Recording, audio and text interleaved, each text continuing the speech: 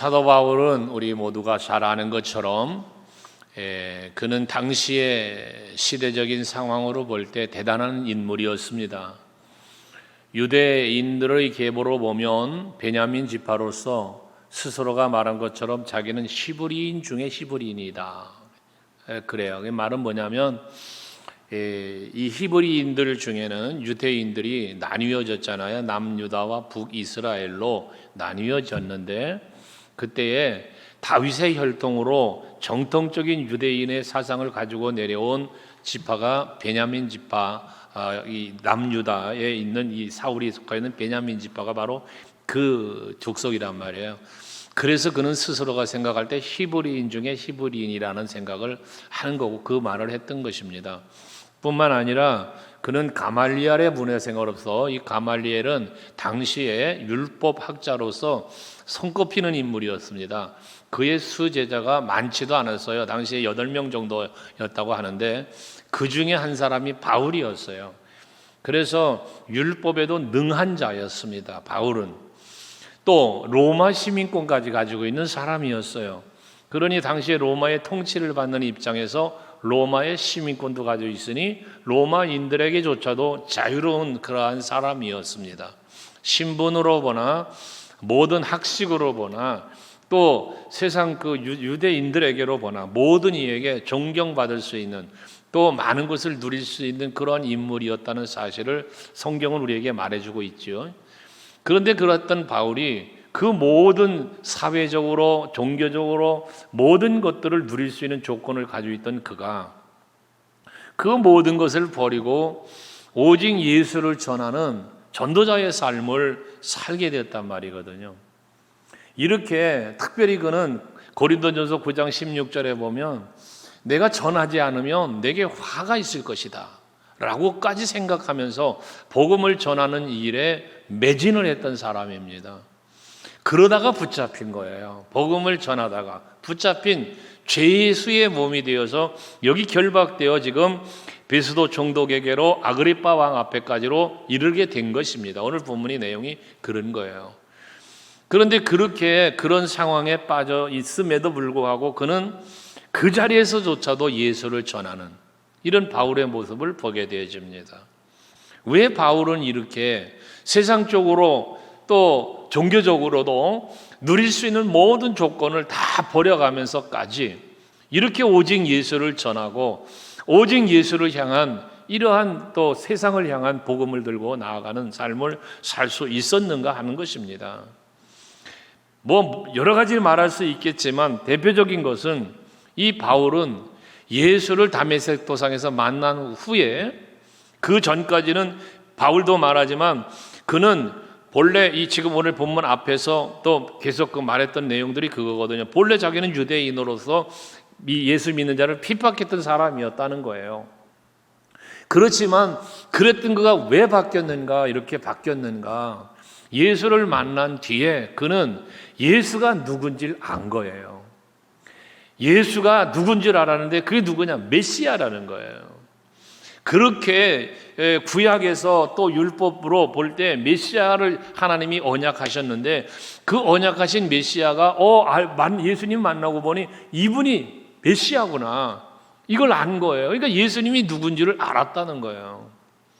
예수님이 누군지를 알고 보니 그의 마음이 바뀌기 시작을 하는 거죠. 삶이 바뀌기를 시작하는 거예요. 그래서 예수를 믿는 자를 핍박하던 그가 이제는 예수를 전하는 자로 바뀌게 되는 버렸단 말이죠. 예수를 알고 보니까 와 이건 믿을 만한 분이야. 와 이분은 사랑해야 될 분이야. 이분에게 빠져버린 거예요, 바울이. 그래서 오늘 본문에 보면 24절에 바울아 네가 미쳤도다 라고 말을 해요. 네가 미쳤다는 소리를 들어요. 바울은 예수한테 미쳐버린 사람이 된 거예요. 누가 볼 때, 베스도가 볼 때, 사람들이 볼 때 저 바울 미쳤어. 누구에게? 예수한테 미쳤어. 그러다 보니까 오직 예수께 빠져 사는 이 바울이 되었던 것이거든요. 미쳤다라고 하는 단어는 듣기가 좀 거북스러워요. 거북스러운 단어예요. 그런데 이 미쳤다는 이 말의 의미는 뭐냐면 예수께 미쳤다 하면 예수께 빠졌다. 오직 예수를 사랑한다, 오직 예수를 믿는다, 이런 표현이 다 함축되어 있는 거란 말이죠. 오늘 예배하시는 여러분들이 이렇게 오직 예수에게, 오직 예수를 믿고 오직 예수를 사랑하고 오직 예수를 전하는 이러한 오직 예수에게 미쳤다는 표현, 성경대로 말할 수 있는 여러분 되시기를 바랍니다. 제가 어린 시절에는요, 경기도 이천이 고향인데 당시 시골이에요. 지금이야 뭐 거의 도시화됐지만, 그때 보면 이 서울에서 대학교 다니는 대학생들이 봉사 활동을 나와요. 그러면 서울에 있는 학생들이 관광버스에 한 차를 싣고 와서 내려놓으면 이 사람들이 우리 마을 이곳저곳으로 이렇게 흩어져서 봉사를 합니다. 또 교회에 와서는 성경학교지, 지금으로 말하면 그 성경학교를 교회에 와서 또 봉사를 해요. 예수 믿는 청년들은 와서 봉사를 해주고, 그렇지 않은 청년들은 마을에서 뭐 청소를 한다든지 농사일을 돕는다든지 이런 봉사활동을 했어요. 그런 봉사활동을 하고 이제 그럴 때면 동네 어르신들이 젊은이들이 와서 참 좋은 일 한다 이렇게 말하는 이들도 있지만, 어떤 분들은 그런 말을 하는 걸 제가 어린 때 들었어요. 예수쟁이들이 좋은 일 하고 간다. 예수쟁이라는 말을 했어요, 당시에. 그리고 예수를 믿는 교회 다니고 뭐 봉사하면 저 예수쟁이들 또 저 교회 간다. 이런 이 동네 어른들이 곰방대 물고 앉으셔가지고 그런 말을 하는 걸 어린 시절에 들었던 기억이 있어요. 예수쟁이, 이 말은 어떤 의미에서는 단어적으로 보면 또 듣기가 좀 거북한 말일 수도 있죠. 오늘 미쳤다는 말처럼. 하지만 의미를 생각해 보면 우리 그리스도인들의 정체성을 표현하는 말 중에 하나가 예수쟁이예요. 어떤 의미에서 보면 이 예수쟁이란 말은 우리 그리스도인들의 칭찬하는 말이기도 한 거예요. 여러분들이 그런 소리를 들을 수 있어야 되거든요. 바울은 예수께 너 미쳤구나 라는 소리를 들을 수 있었던 것처럼 오늘 이 시대에 우리 예수쟁이 소리 듣는 일이 흔치 않죠. 하지만 우리 서강교회 성도 여러분들은 예수쟁이 소리 들을 수 있는 여러분 되시기 바라요. 야, 저 사람들 보면 예수한테 미쳤어, 이런 소리를 들을 수 있는 우리들이 되어야 된다는 것이죠. 그런데 이렇게 예수 그리스도에게 미쳤다라고 하는 이 원은 오직 예수께 빠진 것인데, 이렇게 예수께 빠진 삶을 살려면 뭐 해야 된다? 예수를 알아야 된다. 알아야 돼요. 여러분, 예수님에 대해서 얼마나 알고 계십니까?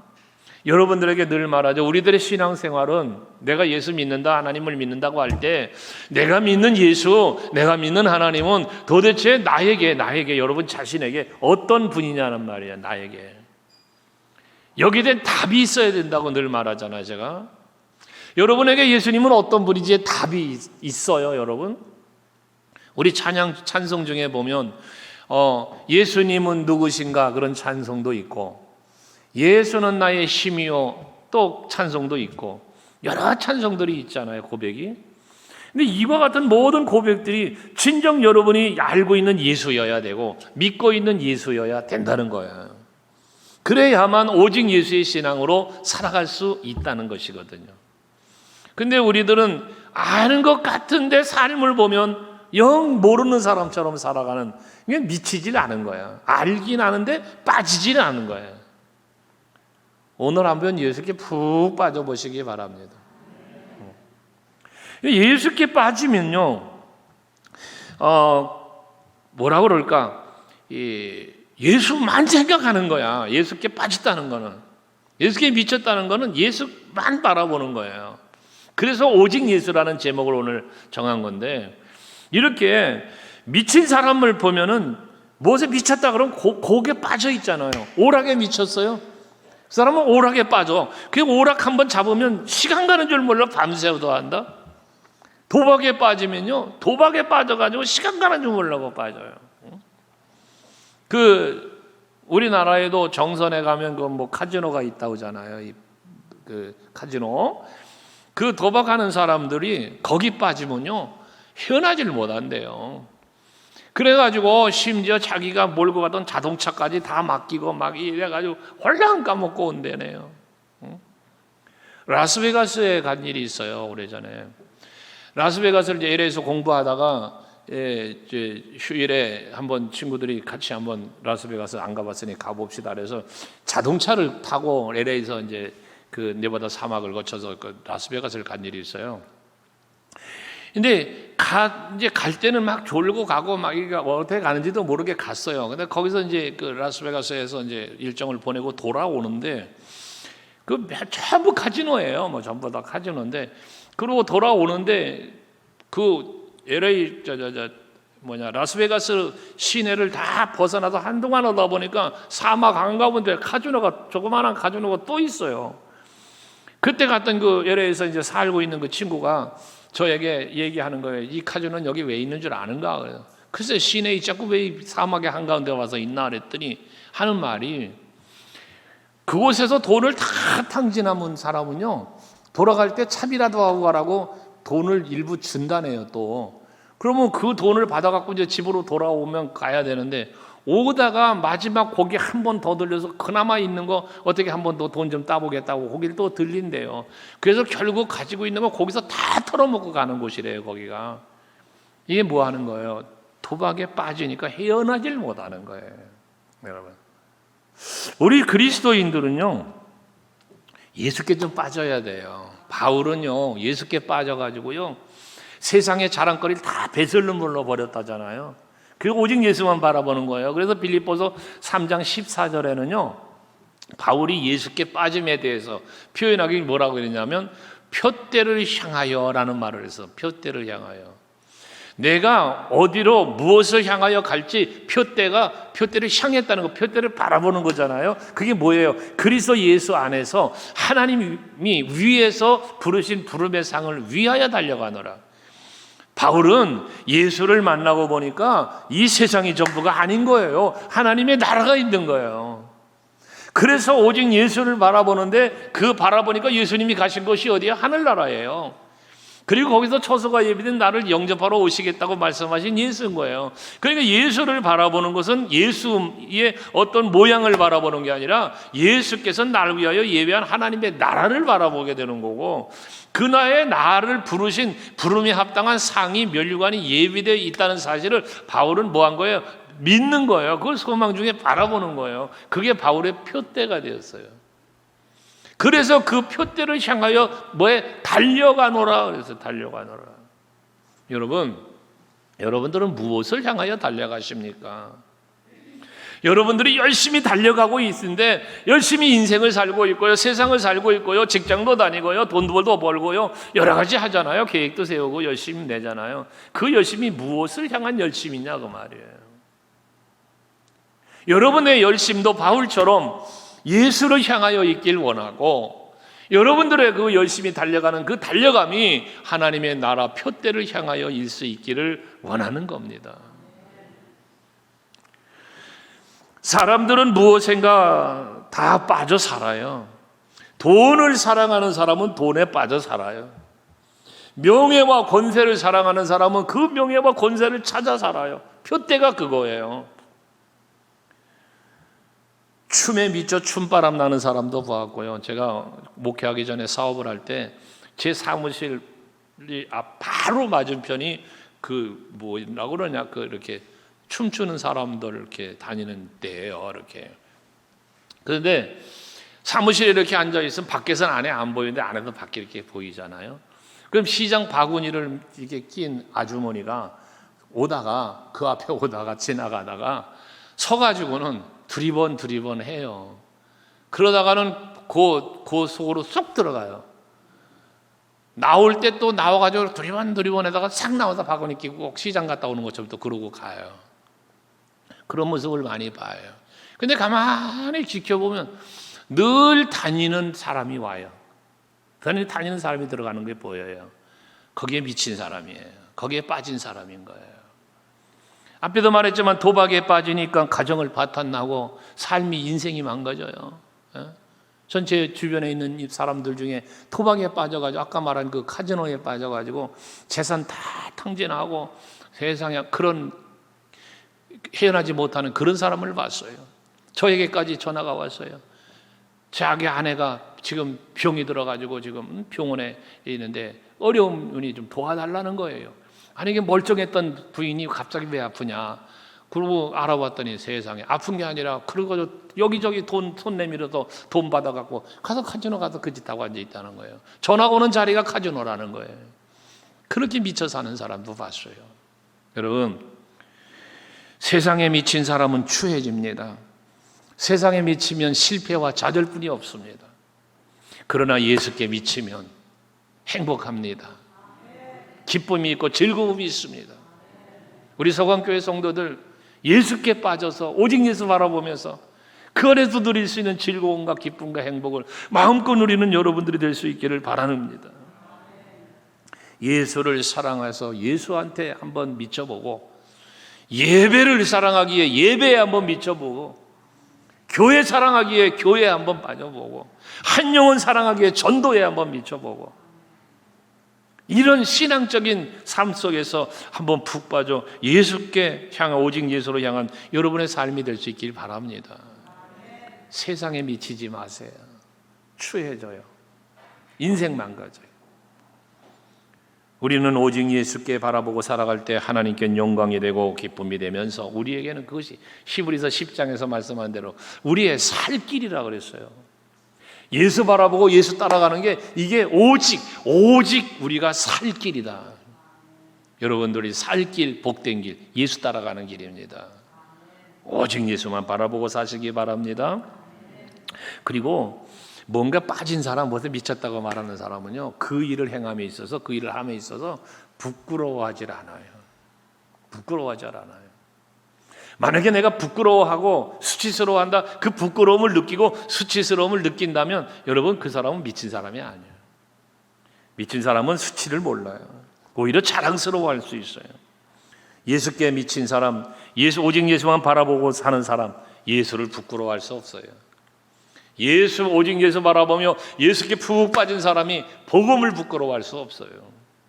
오히려 자랑스럽게 여기는 거예요. 여러분, 예수님 자랑스러워요? 여러분, 복음이 자랑스럽습니까? 여기 아멘이 현찮아요. 예수가 자랑스러운 그리스도인이 돼야 돼요. 복음이 자랑스러워야 돼요. 그럼 자랑스러우니까 어떻게 해야 돼? 자랑하며 살아야지. 자랑거리는요, 자랑하지 말라고 그래도 자랑하는 거예요. 예수 전하지 말어, 전하면 죽인다, 그래도 예수를 말해요, 전해요. 바울은 그러다가 순교당한 거 아닙니까? 왜? 자랑스러우니까 그런 거예요. 우리 수요 예배 때 빌립보서를 묵상하고 있는데 빌립보서 1장 20절 21절 말씀에 보면 바울의 고백 아닙니까? 나의 간절한 기대와 소망을 따라 아무 일에든지 부끄럽지 아니하고, 그리고 지금도 전과 같이 온전히 담대하여 살든지 죽든지 내 몸에서 뭐래? 그리스도가 존귀하게 되게 하려 함이니. 그래서 나로 말미암아 그리스도가 존귀하게 되기를 원한다는 거예요. 다음 절에 21절에 보면 이는 내가 사는 것이 그리스도니 죽는 것도 유익함이라. 여러분들이 바울의 이 고백 같은 고백이 여러분의 고백이 될 수 있길 원합니다. 내가 사는 것은 예수로 말미암아 사는 거야. 예수 없이 난 살 수 없어. 그러니까 살아도 주를 위해 살고 죽어도 주를 위해 죽는다. 이와 같은 정말 고백이 우리의 고백이 되고 우리의 삶이 될 수 있기를 원합니다. 바울은 얼마나 자랑거리가 많은 사람이라고 그랬어요. 그런데 그의 자랑거리는 그런 것들이 아니었다는 거예요. 오직 예수, 오직 십자가만 그의 자랑거리였다고 갈라디아서 6장 14절에 보면 고백하잖아요. 거기 보면 바울이 예수를 사랑함에 대한 고백을 뭐로 표현하냐면은 그렇게 표현을 해요. 그러나 내게는 우리 주 예수 그리스도의 십자가 외에 결코라는 단어를 썼어요. 결코 그리스도 예수의 십자가 외에는 자랑할 게 없다는 거야. 이게 오직 예수의 신앙의 바울의 모습이에요. 십자가 외에 결코 자랑할 게 없다. 결코. 여러분, 정말 여러분의 자랑거리는 무엇입니까? 여러분의 자랑거리요, 남들 앞에 내세우고 자랑할 만한 거, 폼 잡을 만한 게 무엇이냐 그 말이에요. 그것이 세상 것이라면 자랑하십시오. 자랑거리일 수 있죠. 그러나 그 자랑거리는 썩어 없어져가는 것들입니다.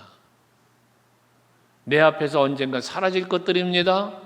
그것 가지고 하나님 나라 가는 거 아닙니다.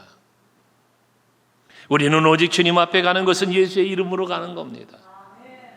여러분들의 그러기 때문에 자랑거리는 바울처럼 결코 예수 십자가 외에는 자랑거리가 없어야 되는 겁니다.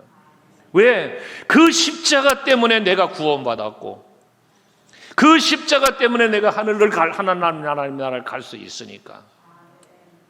그래서 예수님 덕분에 나는 행복하다는 스티커를 여러분들에게 나눠드린 거 아닙니까? 이것이 여러분의 진정한 고백이어야 되는 거예요. 오늘 에베네셀 찬양단 찬양한 것처럼, 중창단이 찬양한 것처럼 내 주 예수 모신 곳이 그 어디나 하늘나라.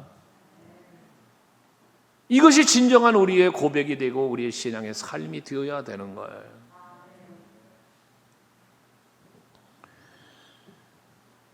자랑할 일을 부끄러워하는 사람은 없어요. 자랑할 일이 있으면 어떻게든 자랑하고 싶어 해요. 제 어린 시절 얘기했었잖아요. 외삼촌이 외부 활동을 많이 하셨어요. 이렇게 외부적으로 외삼촌이 앞뒷집에 살았는데. 그럼 꼭 어딜 다녀오시면 뭐 먹을 게 생기면 벽장석에 두었다가 저만 줘요. 제 외사촌 누이도 있고 우리 누이도 있고 같이 그때 당시에 같이 생활하는 거 그렇게 살았는데 제 누이 둘이 있었어요. 친누이와 외사촌 누이가. 그 외삼촌은 자기 딸이잖아, 자기 딸. 그런데도 이상하지, 그거 안 주고 꼭 저를 줘요. 주시면서 꼭 하시는 말, 누나들한테 얘기하지 말아라. 너만 먹으라는 거죠. 그러면 밖에 놀고 있는 누나들한테 찾아가요, 제가. 외삼촌이 분명히 누나들한테 얘기하지 말라고 그랬거든요. 근데 얘기하지 않고 견딜 수가 없어서 떡을 먹고는 가가지고 누나 나 떡 안 먹었다. 떡 안 먹었다고 그렇게 말하고 싶은 거예요. 떡 한 덩어리도 하물며 죽었던 나를 살리신 예수의 십자가, 썩어 없어질 육체와 세상에만 한정된 삶에서 두렵고 근심하고 좌절과 낙심 속에만 살아야 하는 그러한 나에게 하나님의 나라라는 소망을 갖게 하시고, 이게 얼마나 기가 막힌 자랑거리입니까? 이게 얼마나 기뻐해야 할 일입니까? 그런데 이걸 자랑하지 못하고 살아. 그러면 됩니까? 응? 아파트만 하나 분양권만 분양받아도 자랑하는데 내 새끼 대학 들어갔다고 자랑하고 좋은 직장 취직했다고 자랑하고 뭐 하나 옷 하나만 새롭게 사 입어도 자랑하고 싶어서 빨리 입고 나오고 싶고, 가락지 자랑하고 싶다고 그래서 가락지 낀 손가락 고 이거 얼마요? 그러고 물어본 다음에 자랑하고 싶어서. 그런데 그보다 더 예수를 자랑할 수 있는 우리들이 되어야 되지 않겠냐는 거죠. 다시 질문합니다. 여러분들의 자랑거리는 무엇입니까? 아니, 예수님은 과연 여러분의 자랑거리십니까? 여기에 여러분이 아멘할 수 있다면, 정말 바울처럼 예수님은 나에게 정확한 자랑거리, 유일한 자랑거리라고 할 수 있다면 자랑하며 사는 여러분 될 수 있기를 바라요. 교회에 나오는 것이 부끄러울 수 없잖아요. 예배하는 것이 부끄러울 수 없는 거잖아요. 기도하는 것이 부끄러워서는 안 되는 거잖아요. 전도하는 게 부끄러워도 안 되는 거잖아요. 예수가 나의 자랑거리라면 말입니다. 우리는 예수를 부끄러워하지 않는 여러분 되셔야 돼요.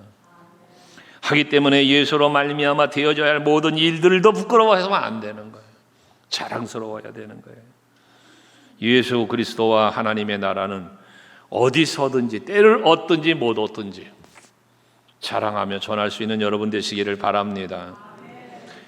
무엇인가 푹 빠지면요, 집중하는 거거든. 집중.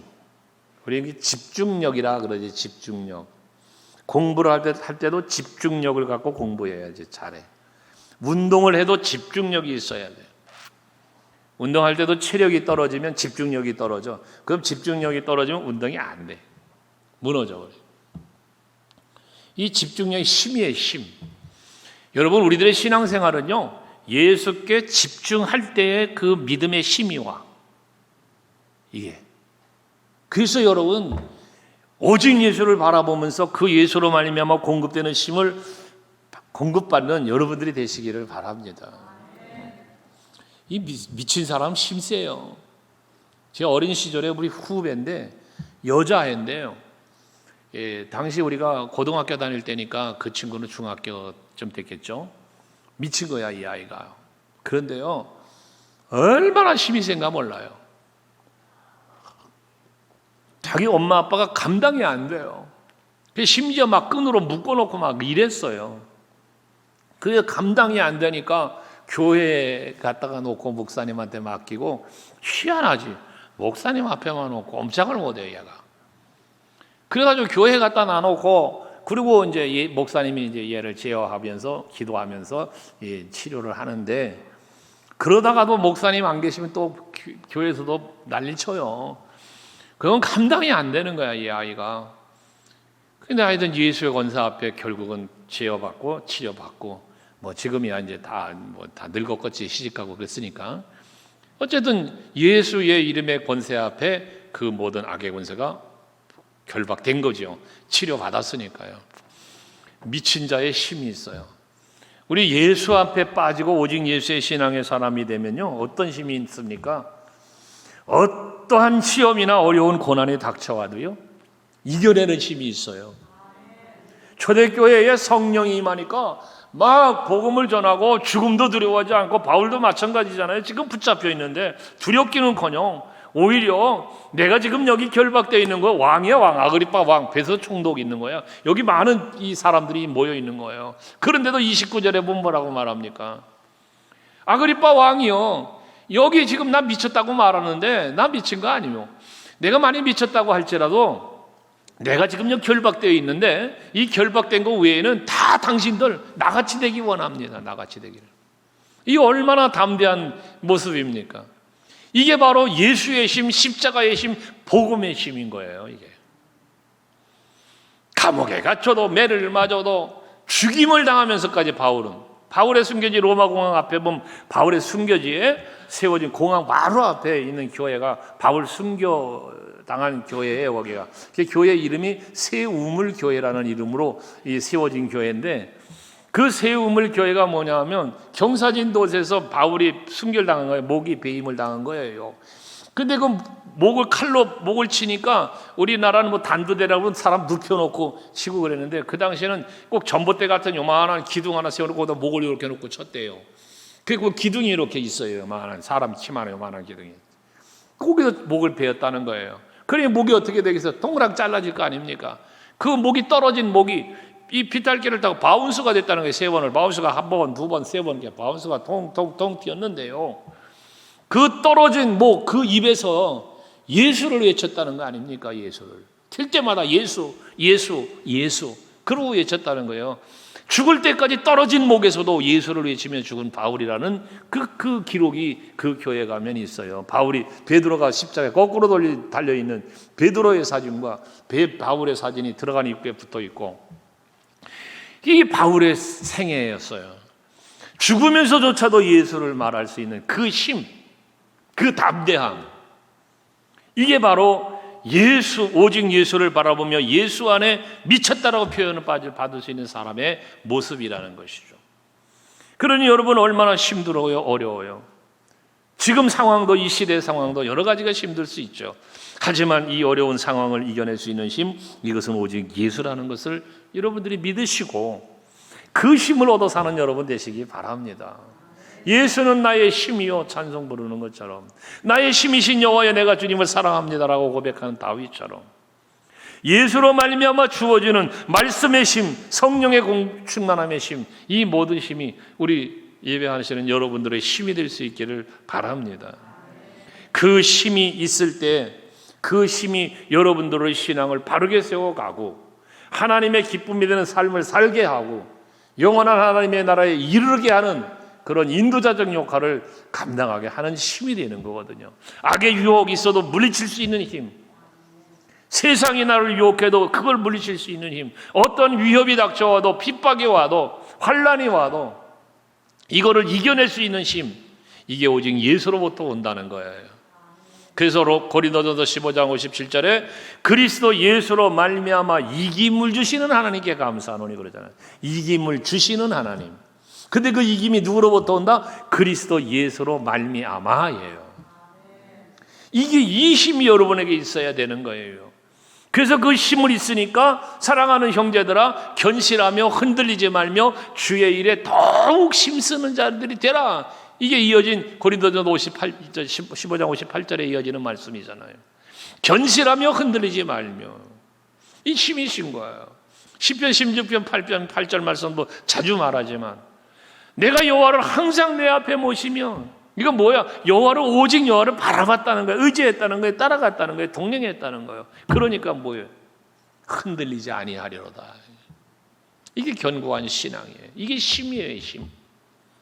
여러분들에게도 예수로 말미암는 힘이 있길 원하는데, 그 예수를 바라보는 것으로 예수가 나의 힘이 된다는 건 뭐냐? 예수를 내가 믿을 때 그 믿음이 힘이 되는 거예요. 예수를 믿을 때, 예수를 내가 사랑할 때 그 사랑이 힘이 되는 거예요. 하나님의 나라를 소망 중에 바라볼 때 소망이 힘이 되는 거예요. 오늘 예배하는 여러분들에게 이 믿음과 소망과 사랑이, 그 힘이 예수로 말미암는, 그게 여러분의 힘이 되시길 바라요.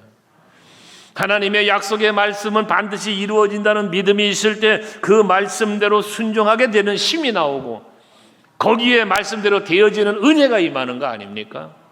내가 하나님 앞에 기도하면 예수의 이름으로, 그랬잖아, 예수님이 내 이름은 너희가 무엇이든지 구하면 그대로 되리라. 구하면 내가 행하리라. 예수님이 행한다잖아요. 그리고 너희가 구한 것은 받은 줄로 믿어라. 그러면 그대로 되리라 그랬잖아요.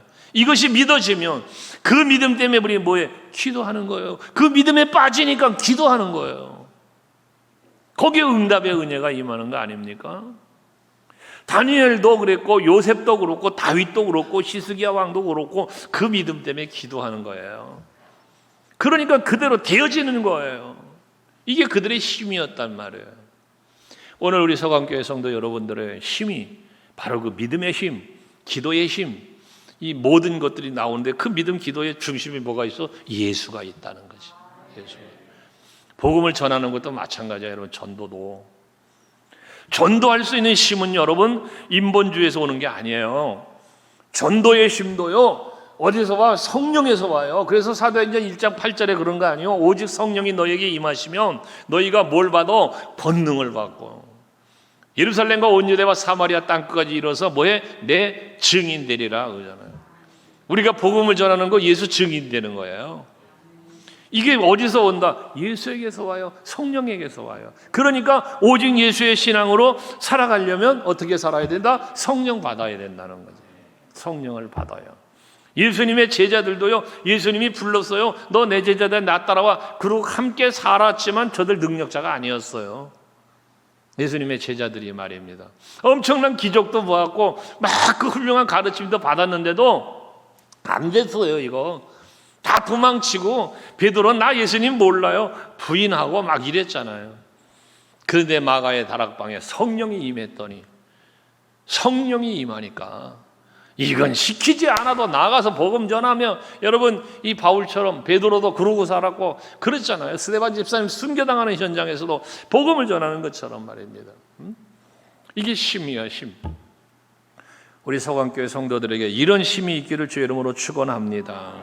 그래서 오직 예수만 바라보는, 오직 예수를 의지하는, 그리고 오직 예수를 따르는, 이게 곧 성도의 삶이고 신앙생활이고, 그 결과는 평안, 즐거움, 기쁨, 다 거기 합당한 은혜를 하나님이 주시는 겁니다. 그래서 오직 성령의 능력을 힘입어서 오직 예수 생각하고 오직 예수를 전하고 살아가는 우리 모두가 되기를 바랍니다. 할렐루야.